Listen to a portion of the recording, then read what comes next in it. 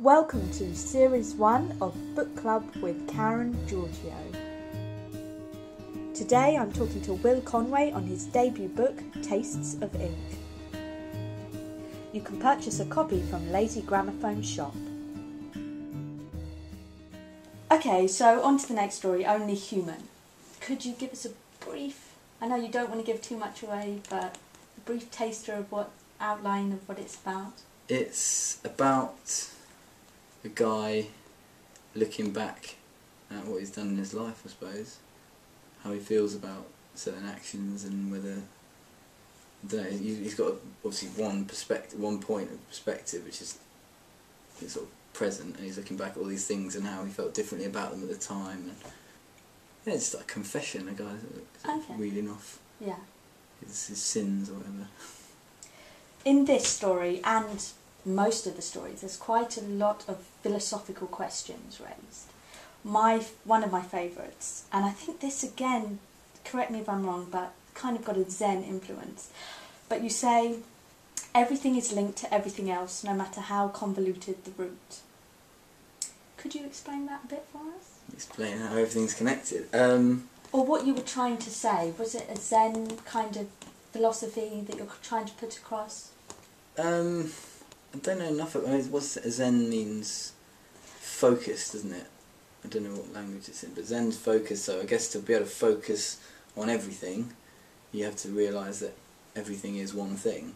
Obviously, you can't focus in every direction at once. So, I just think it's important that people realise how your actions affect other people's lives and other things. Going back from this point in time now, you realise, oh, that led to this, and okay, if this leads to this, then what we do now might lead to this, and I don't know, people are more influential than they realise. It's like that sort of drop in the ocean thing. The butterfly effect. The butterfly effect, the doctrine of unintended consequences. You do A because you want B, and so B's good because A was done with good grace, and then by the time you get to sort of L, M, N, O, P, you don't know. It's going to affect things, and there's going to be bad stuff again and good stuff. So you do something with the best intentions, it leads to something negative for someone else. Yeah.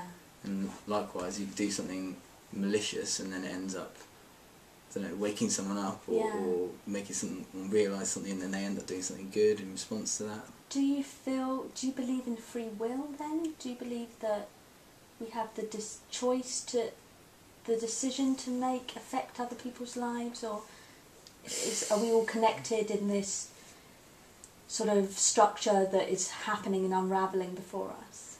I think that thinking about things now and being aware of it and conscious at this moment, there's a degree of control. You can do stuff, but then when you look back at something you've done or something someone else has done, you're always going to think, well, that was inevitable. Once something's happened, it's the only thing that's ever going to happen. And that's the only outcome that's ever going to arise. But when you're at that point before something happens, you feel like, I don't know, it's quantum mechanics, I don't know much about it, but the idea that all these quantum possibilities, anything could happen, and then once it does happen, they all collapse into one, and then it's the only thing that's ever going to happen. But it seems like these are conflicting, but we're like the mediation between the sort of future and the past. But it's easy to feel you can affect things when you have the feeling that something you did or a decision you made did affect things, but then you think, well, maybe genetically I was programmed to be that kind of person, I'm always going to play that role. I don't know. I don't think anyone's going to have like an end point on history to be able to answer those. You know, right at the end, whenever everyone's made all their decisions, everything's happened, and it's all fully played out. So there's never going to be anyone in that position going, you know what, Mike, you're right. Oh, Bob, you should have done that. It's a perspective that no one's going to ever get to look at things from, maybe. Did you study philosophy? Or? No, I studied French. French, okay. So, never had a class in philosophy at all? No. Which is quite impressive. What? It'd be impressive if I had a class in philosophy. Impressive that you've brought out so much philosophy. I think philosophy is sort of everywhere, isn't it? I mean, I don't know the definitions of philosophy and theology and all those sorts of things, but looking at how you live your life and why you make certain decisions, like morality, philosophy and ethics and those sorts of things. They're just the names for them. But I think a lot of people philosophise without necessarily sort of saying, "Oh, I'm a philosopher. I'm philosophising here." It's just if you get I don't know, you have some discourse or essay that comes out, and or if you I guess maybe that's it. If you study philosophy, anything you write is then philosophy. Maybe that's the rule. You know? So anything you write is French? Yeah, maybe it doesn't work like that. Fails a bit. Yeah. Oh well. No, I see what you mean. We're all naturally inclined to think that way, aren't we? Questioning. Yeah, it's part of being human, I guess, isn't it? It's a worry when people don't know. It is. It's no fun to sit and question everything, but there's some things that people really could, poke and have a little go at. Yeah, which is a reason to read the book, because it does kind of wake you up a bit and help you think about these kind of things. Oh, I'm glad that's that. I mean, that's with writing. That's what I want to do. I want people to read things, and not that I just want to go around upsetting people or poking people, but I think any good art should give you a poke and sort of say, "Oi, look at this, think about this," and provoke. And yeah, I mean, provocation can be done in quite a negative way, but I think if you sort of show something to somebody that they're not necessarily comfortable with, but then you kind of give them a chance to think, actually, is that different to this thing you've seen before?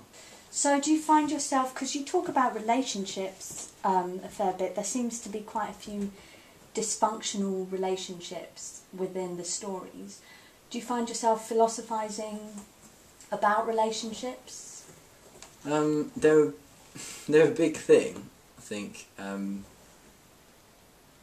mean, so many things in history have been done, because of, guy or girl. I think they are a big part of our lives.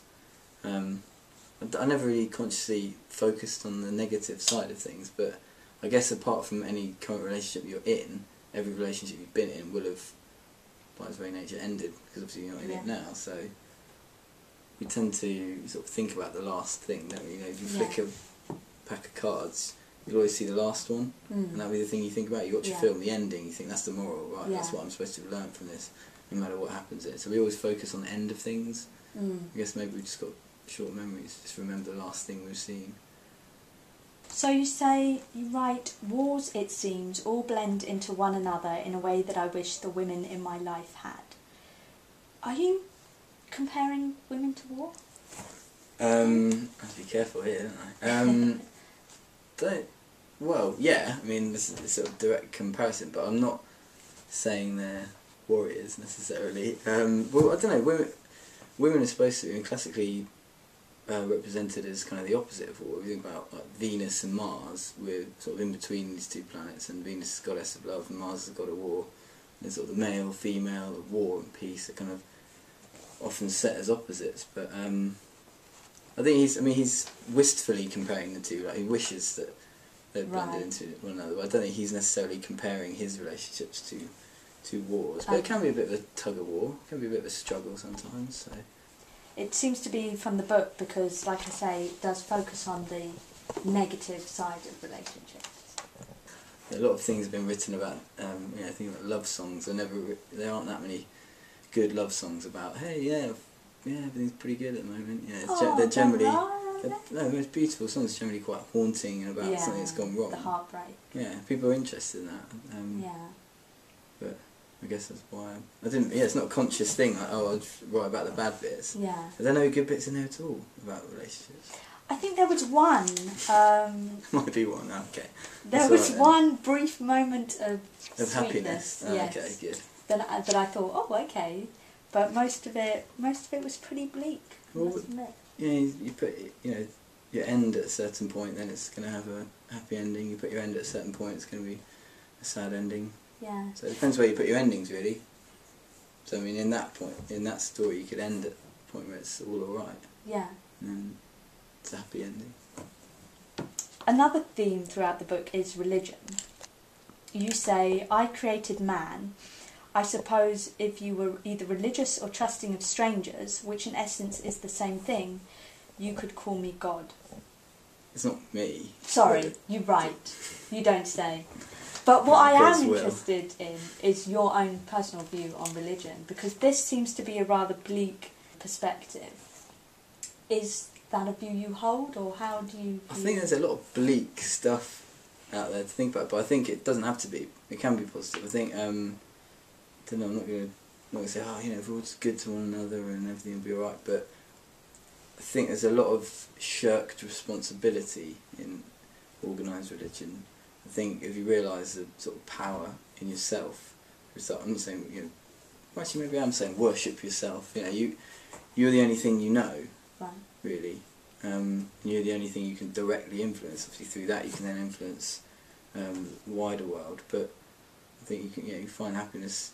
You know, people say happiness comes from within. It does. You can't have other stuff making you happy. You can let that influence you, but it's all got to come from yourself. Is that kind of a bit Zen as well? Maybe. I think we're all our own gods. I mean, we've made sort of these sort of icons to look up at and say, oh, they created this, or they did this, or we thank this thing for this thing. But I don't know. We're in control. We're in charge. We're all. So how do you believe in the Big Bang Theory, or what, or? It seems to make sense, yeah. I mean, well, the question is always, but then what before that? But then, I don't know, thinking of things temporarily maybe is naive, you know, maybe it's just a human thing. We can only understand it because we think on those terms, that there has to be a before and an after. Maybe there isn't. I mean, maybe there is, but I don't know if that question will ever be answered, so...